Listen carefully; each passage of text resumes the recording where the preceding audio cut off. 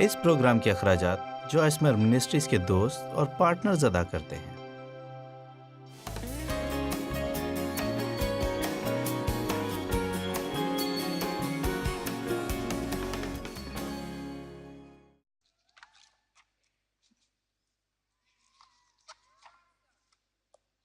تو میرے دشمنوں کے روبرو میرے آگے دسترخوان بچھاتا ہے۔ ٹھیک ہے، یہ آخر ہے کیا؟ سب سے پہلے ہمیں چرواہے کے نقطۂ نظر سے دسترخوان کا مطلب دیکھنا ہوگا۔ یہ ہے چراگاہ کی زمین، اور در حقیقت یہ بلند پہاڑ کی چوٹی پر ایک ہموار جگہ ہوتی ہے جہاں پہنچنا بے حد مشکل ہوتا ہے، لیکن وہاں بہت صحت بخش گھاس ہوتی ہے۔ بعض اوقات خدا ہمیں ایسی ہی جگہ لے جاتا ہے جہاں پہنچنا ہمارے لیے بے حد مشکل ہوتا ہے، لیکن جب ہم وہاں پہنچ جاتے ہیں تو وہ ہمارے لیے بہترین ثابت ہوتا ہے۔ چرواہا وہاں وقت سے پہلے پہنچتا ہے اور وہ اس چراگاہ کی زمین کو تیار کرتا ہے۔ اس زمین پر نمک اور معدنیات پھیلی ہوتی ہے بھیڑوں کی اچھی نشو و نما کے لیے۔ وہ اس بات کو یقینی بناتا ہے کہ وہ صحت بخش گھاس اور اچھی سبزہ ہو۔ وہ زہریلی جڑی بوٹیوں کو تلف کرتا ہے کیونکہ وہ جانتا ہے، اور مجھے یہ بات پسند ہے، کہ اگرچہ وہ بہت خوبصورت ہوتے ہیں لیکن کچھ پھول بھی جان لیوا ہو سکتے ہیں۔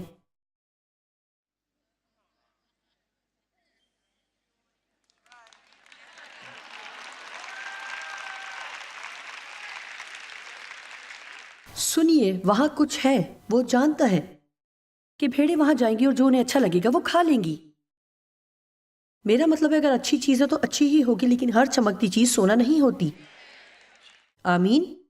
ضروری نہیں کہ ہر وہ شخص جو آپ کی تعریف کرتا ہے آپ کے لیے اپنے ذہن میں درست مقاصد بھی رکھتا ہو۔ بہت سے لوگ آپ کو استعمال کرتے یا آپ سے زیادتی کریں یا آپ کا غلط استعمال کرتے ہیں۔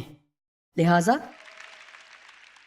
چرواہا جانتا ہے کہ کچھ اچھی چیزیں بھی زہریلی ہو سکتی ہیں جو آپ کی جان لے سکتی ہیں۔ سو بعض اوقات خدا آپ سے کچھ اچھی چیزیں لے لے گا جو آپ کے خیال میں اچھی ہیں۔ اب اس کا مطلب کیا ہے؟ ہمیں خدا پر بھروسہ کرنا ضروری ہے۔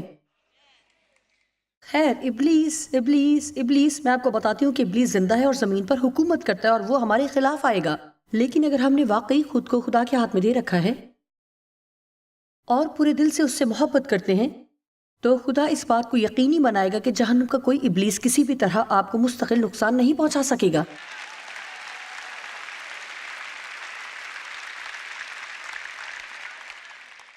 اب میرا ایمان ہے کہ خدا ہمیشہ ہمارے لیے دسترخوان لگائے رکھتا ہے، چاہتا ہے کہ ہم اس کے ساتھ ضیافت کریں، لیکن اکثر ہمیں علم ہی نہیں ہوتا کہ جو کچھ خدا چاہتا ہے کہ ہم لیں اور اس نے ہمارے لیے تیار کیا ہے اسے کیسے حاصل کریں، کیونکہ ہم خود کو اس کی نظر سے نہیں دیکھتے جیسے خدا دیکھتا ہے۔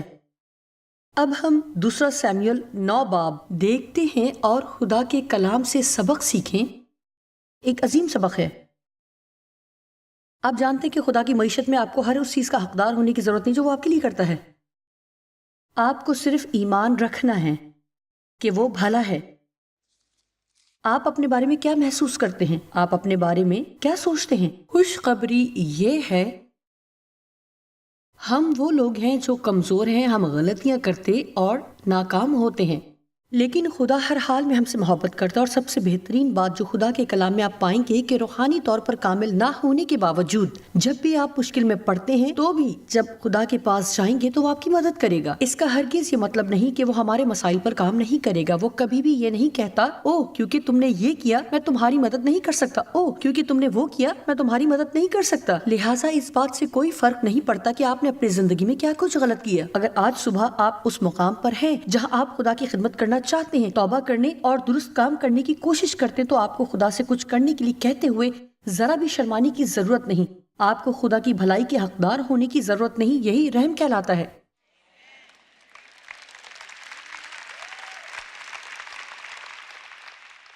خداوند مجھے برکت دے اور میرے تصورات سے بڑھ کر مجھے خوشحالی عطا کر۔ اور آپ اگلی آواز سنیں گے کہ ابلیس کہہ رہا ہے، خیر آپ اس کے حقدار نہیں۔ اگر آپ واقعی جاننا چاہتے ہیں کہ مسیح میں آپ کی حیثیت کیا ہے تو آپ کہہ سکتے ہیں ہاں، اور یہی انجیل کی خوشخبری ہے کہ میں تو اس کا حقدار نہیں، لیکن یسوع اس کا حقدار ہے۔ میں اسے حاصل کروں گا کیونکہ میں اپنے نام میں نہیں، اس کے نام میں خدا کے پاس آتا ہوں۔ یہ تو اتنی بہترین بات ہے کہ سچ لگتی ہی نہیں۔ خدا کے کلام میں یہ ایک بہترین تشبیہ ہے۔ 2 سیموئیل 9 باب 1 آیت۔ پھر داؤد نے کہا کیا ساؤل کے گھرانے میں سے کوئی باقی ہے جس پر میں یونتن کی خاطر مہربانی کروں؟ اب یہ بالکل ایسے ہی ہے کہ جیسے خدا کہہ رہا ہو کہ کیا مسیح کی کلیسیا میں کوئی ہے جس پر میں یسوع کی خاطر مہربانی کروں؟ یونتن اور داؤد کے درمیان عہد کا رشتہ تھا جیسے ہمارے اور خدا کے درمیان عہد کا رشتہ ہے، اور آج کے زمانے کی نسبت اس زمانے میں عہد کا رشتہ زیادہ اہمیت کا حامل تھا۔ جب آپ کسی کے ساتھ عہد کے رشتے میں ہوتے ہیں تو جو کچھ ہمارا ہے وہ اس کا بھی ہوتا ہے، اور جو اس کا ہے وہ آپ کا بھی ہوتا ہے، اور یہ نہ صرف آپ ہی کے رشتے تک ہوتا ہے بلکہ آپ کی نسل تک جاتا ہے، آپ کے بچوں اور ان کے بچوں اور ان کے بچوں تک۔ اور اب یونتن مر چکا ہے، لیکن داؤد ابھی زندہ ہے اور بادشاہ ہے۔ ساؤل مر چکا ہے، اور داؤد اپنے دوست یونتن کی نسل میں سے کسی کے لیے کچھ کرنا چاہتا ہے جو اس کا عہد کا دوست تھا۔ اب اگر آپ ایک ذہین چھوٹے سینٹ ہیں تو آج صبح آپ یہاں سے کچھ لے کر جائیں گے،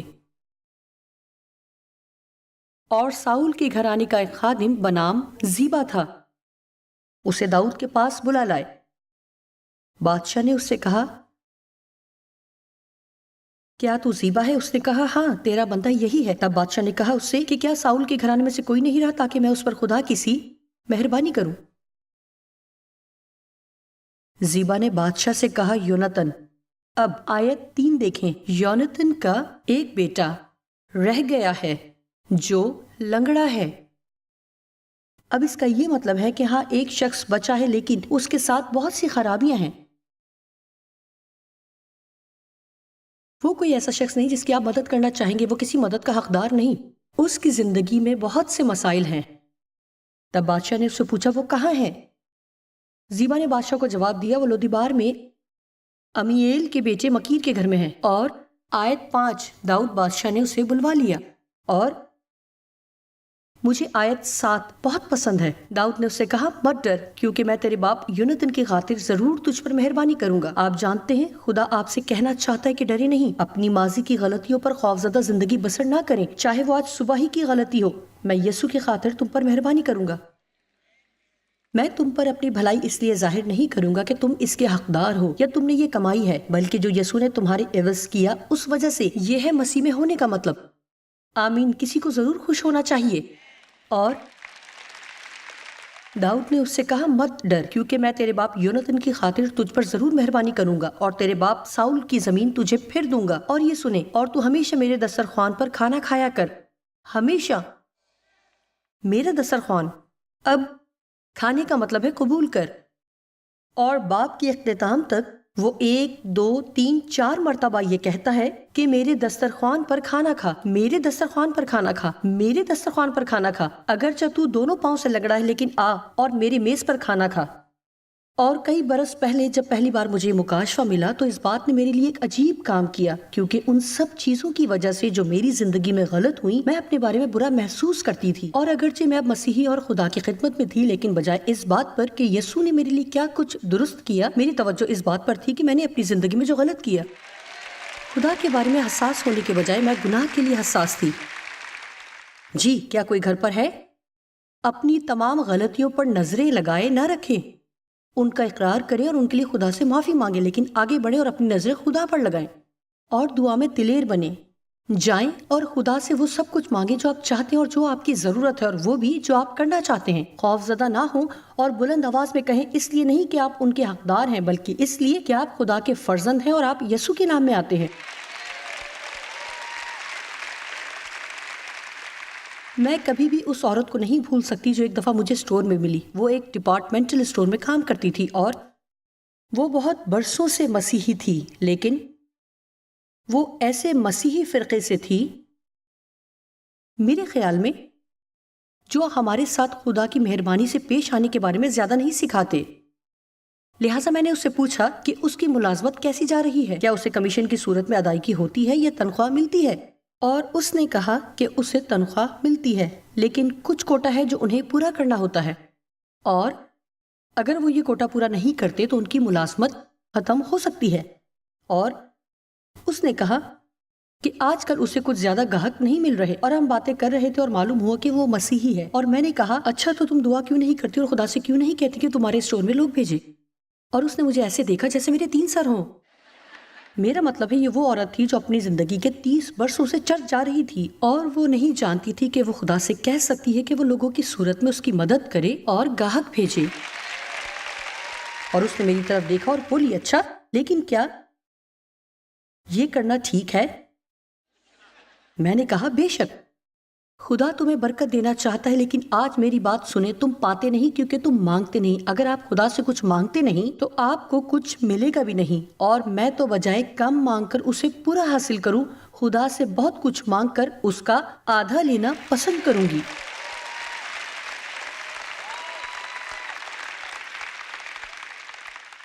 مانگنے پر خدا آپ سے ناراض نہیں ہوگا، زیادہ سے زیادہ یہی ہوگا کہ وہ چیز آپ کو ملے گی نہیں، لہٰذا خوفزدہ نہ ہو۔ اب دیکھیں 8ویں آیت۔ جب داؤد نے کہا کہ تو ہمیشہ میرے دسترخوان پر کھانا کھایا کر، اس کے بعد 8ویں آیت، تب اس لنگڑے نے سجدہ کیا اور کہا تیرا بندہ ہے کیا چیز جو تو مجھ جیسے مرے کتے پر نگاہ کرے۔ اب یہاں ایک مسئلہ ہے، آپ سے دوبارہ پوچھتی ہوں کہ آپ اپنے آپ کو کیسے دیکھتے ہیں؟ آپ اپنے بارے میں کیا سوچتے ہیں؟ یہ اس سے زیادہ اہم ہے کہ دوسرے آپ کے بارے میں کیا سوچتے ہیں۔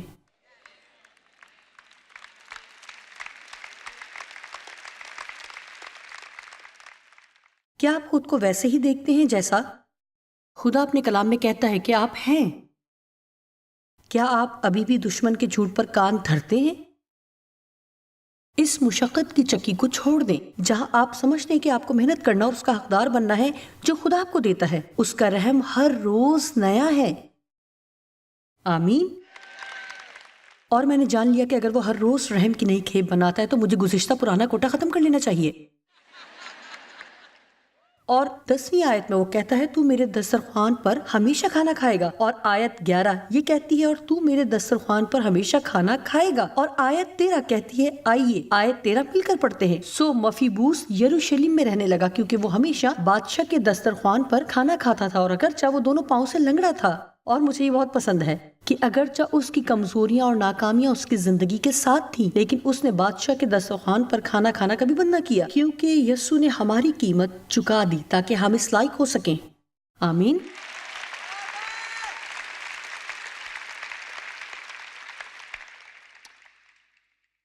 تو میرے دشمنوں کے روبرو میرے آگے دسترخوان بچھاتا ہے۔ مجھے یہ حصہ بہت پسند ہے۔ آپ جانتے ہیں کہ شیطان دھاڑتے ہوئے شیر ببر کی طرح ڈھونڈتا پھرتا ہے کہ کسے پھاڑ کھائے، لیکن جو بات میں چاہتی ہوں کہ آپ سمجھیں یہ ہے، اس میں کوئی برائی نہیں کہ آپ دکھوں میں سے گزرتے ہوئے بھی اپنی زندگی سے لطف اندوز ہوں۔ میرے خیال میں آپ نے میری بات نہیں سنی۔ اس بات میں کوئی برائی نہیں کہ دکھوں میں سے گزرتے ہوئے بھی آپ اپنی زندگی سے لطف اندوز ہو سکتے ہیں۔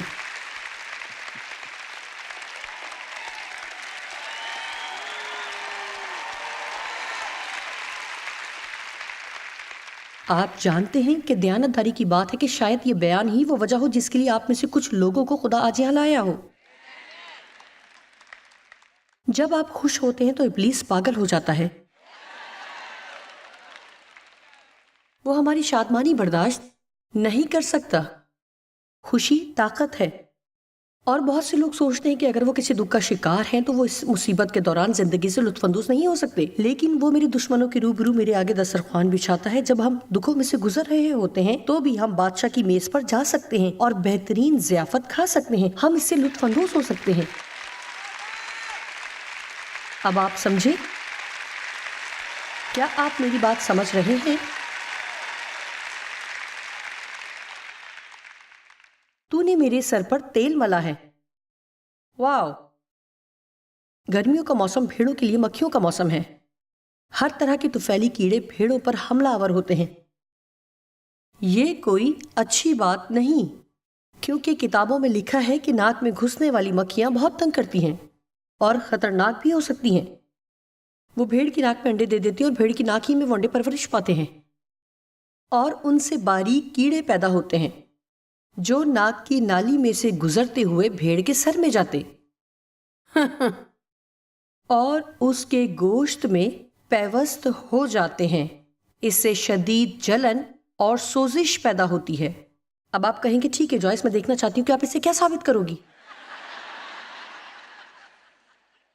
اچھا تو یہ لیجئے، بے شک شیطان یعنی ابلیس اپنی باتوں کو ہمارے ذہن میں ڈالنا چاہتا ہے اور ہمارے ذہنوں پر اثر انداز ہو کر زندگی کے ہر حصے میں وہ اپنے بالکل چھوٹے چھوٹے انڈے جمع کرتا ہے جو کیڑوں میں بدل جاتے ہیں، اور وہ ہمارے ذہن میں گھس کر وہاں سے ہماری ساری زندگی میں سوزش پیدا کرتے اور اس پر اثر انداز ہو کر اسے کنٹرول کرتے ہیں، کیونکہ اس کے برعکس مسیح کے وسیلہ خدا مجھے کیا پیش کرتا ہے؟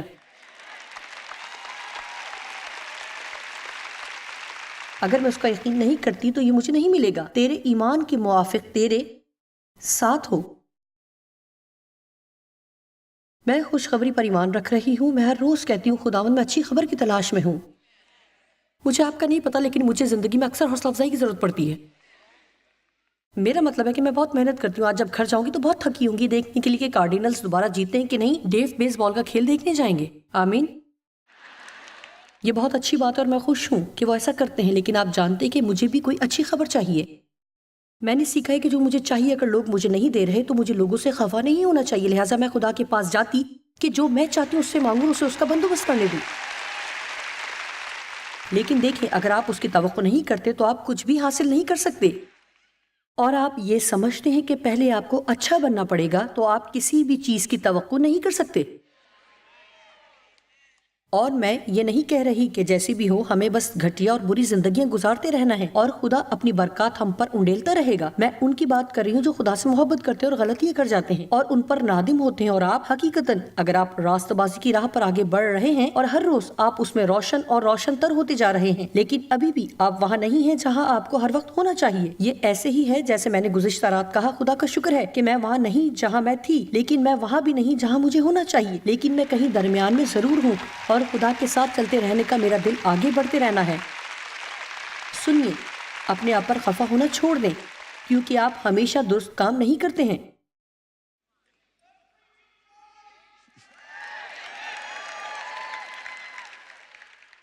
جی ہاں، ابلیس ہمارے ذہن کو پراگندہ کرنا بہت پسند کرتا ہے۔ میں سوچتی ہوں کہ صرف اس جگہ پر آج جو لوگ ہیں، بلکہ جو ساری دنیا میں ٹی وی پر دیکھ رہے ہیں، اگر ان کو بھی شامل کر لیں تو میں سوچتی ہوں کہ کتنے جھوٹ ہیں جن کا ہم یقین کر رہے ہیں،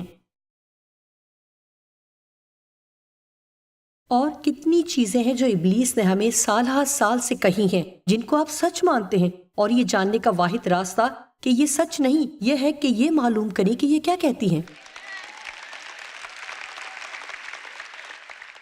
اور دیکھیں، اچھی بات یہ کہ یہ محض کوئی رومانوی ناول پڑھنے کی طرح نہیں، اگرچہ یہ ایک رومانوی ناول بھی ہے، لیکن اس میں قوت ہے۔ آپ سوچتے کہ آپ میں کچھ اچھائی نہیں، تو آپ اس میں کئی دفعہ پڑھ چکے کہ آپ خدا کے سامنے راست باز ٹھہرائے گئے ہیں، اور کہ آپ میں ناراضگی نہیں بلکہ خدا نے آپ کو راست بازی عطا کی، اور اس کو شاید 1000 دفعہ پڑھنا پڑے تاکہ بالآخر یہ کلام آپ کے ذہن کو نیا بنا دے گا اور آپ مختلف انداز میں سوچنا شروع کر دیں گے، اور پھر جب آپ کے سامنے دسترخوان بچھایا جائے گا تو آپ اٹھیں گے اور ضیافت کریں گے۔ آمین۔ میں کئی برسوں سے مختلف انداز میں یہ پیغام سنا رہی ہوں، اور میں نہیں جانتی، شاید 25 سال پہلے میرے بچوں نے مجھے یہ پیغام دیتے سنا کہ میں کہہ رہی تھی کہ جب ہمیں میز پر بیٹھ کر کھانا کھانا چاہیے اور مزید مانگنا چاہیے،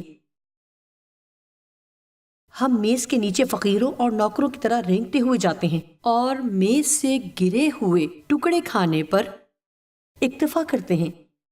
تو ایک شکر گزاری کے موقع پر ہم نے کافی محنت کی اور ایک اچھا کھانا بنایا، جیسے اکثر خاندان کرتے ہیں، اور آپ جانتے ہیں کہ پیسٹریاں بنائی جاتی ہیں اور مرغابیاں بنائی جاتی ہیں، معلوم ہے، اور سب کچھ موجود تھا، اور آپ جانتے ہیں کہ میں نے یہ سارا کچھ باہر میز پر سجایا، بالکل جیسے چرواہا چراگاہ کی سرزمین تلاش کرتا ہے اور اس پر محنت کرتا اور تیار کرتا ہے اور اس بات کو یقینی بناتا ہے کہ ہر چیز ٹھیک اور سب کچھ اچھا ہے۔ اور یہ لوگ ٹی وی دیکھ رہے تھے اور مختلف چیزیں کر رہے تھے۔ میں نے کھانے کے کمرے سے انہیں آواز دی جہاں میز پر کھانا لگا ہوا تھا اور میں نے کہا اچھا اب کھانے کا وقت ہے، باہر آؤ اور کھانا کھا لو۔ اور میرے سارے بچے باہر آ گئے اور میز کے نیچے گھس گئے اور رینگتے ہوئے کہنے لگے، او ماں، ہم اس لائق نہیں کہ آپ کی میز سے کھائیں۔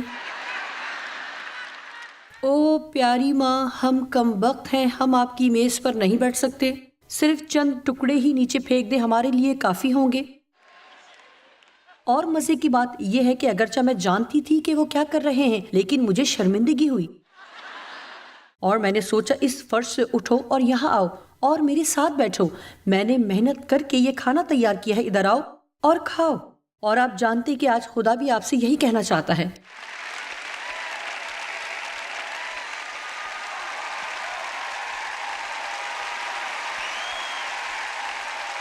میز کے نیچے گھس کر رینگنا بند کرو اور ان چند ٹکڑوں سے سیر نہ ہو۔ اور اگر خدا کہتا ہے کہ دسترخوان بچھا ہے تو آپ کو اٹھنا اور کھانا کھانا ہے، اور جو کچھ آپ کو مل رہا ہے آپ کو پسند ہے، تو اس بات کے لیے شرمندہ نہ ہو کہ آپ کہتے ہیں کہ تھوڑا اور دیں۔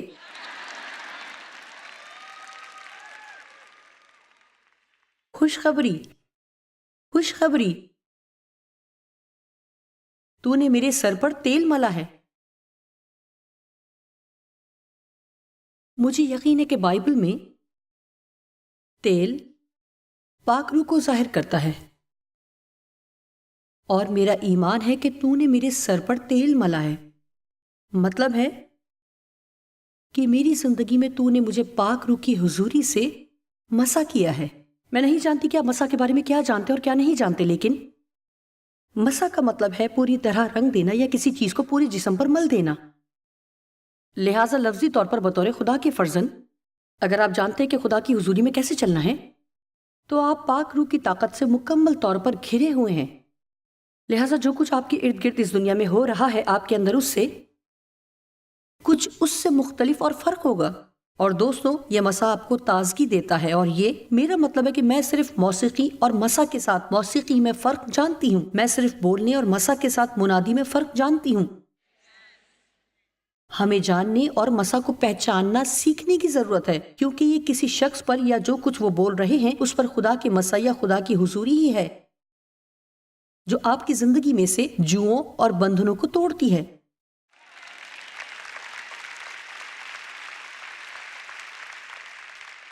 تو نے میرے سر پر تیل ملا ہے۔ داؤد اپنی زندگی میں خدا کی حضوری کی اہمیت کو سمجھتا تھا، اور یہ چرواہے داؤد کی زندگی کی عظیم ترین باتوں میں سے ایک ہے۔ زبور 27 اس کی 4 آیت میرے لیے زندگی بدلنے والا حوالہ تھا۔ یوں لکھا ہے، میں نے خداوند سے درخواست کی ہے کہ میں اس کا طالب رہوں گا،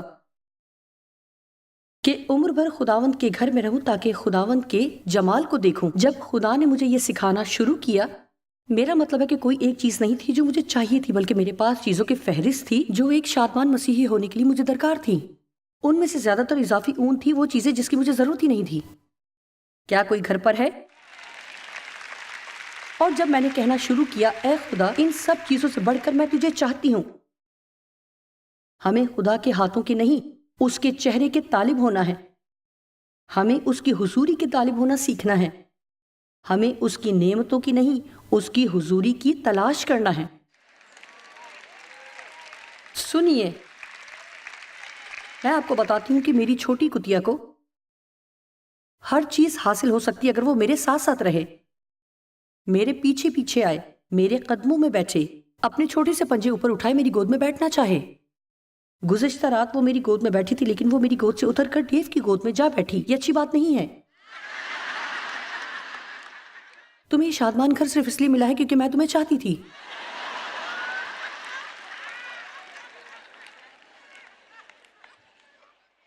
لیکن میں یہاں ایک نقطہ واضح کرنا چاہتی ہوں، سنیں، اگر آپ خدا کے چہرے کے طالب ہوں گے تو اس کے ہاتھ ہمیشہ کھلے ہوں گے، لیکن اگر آپ اس کے ہاتھوں کے طالب ہوں گے تو یہ اس کی توہین ہوگی۔ بالفاظ دیگر، خدا کے پاس صرف اس وقت نہ جائیں جب آپ کو کچھ لینا ہو، بلکہ اس کی خاطر اس کے پاس جائیں۔ مجھے تیرے مسح کی ضرورت ہے، مجھے تیری حضوری کی ضرورت ہے، میرے سر کو تیل سے مسح کر۔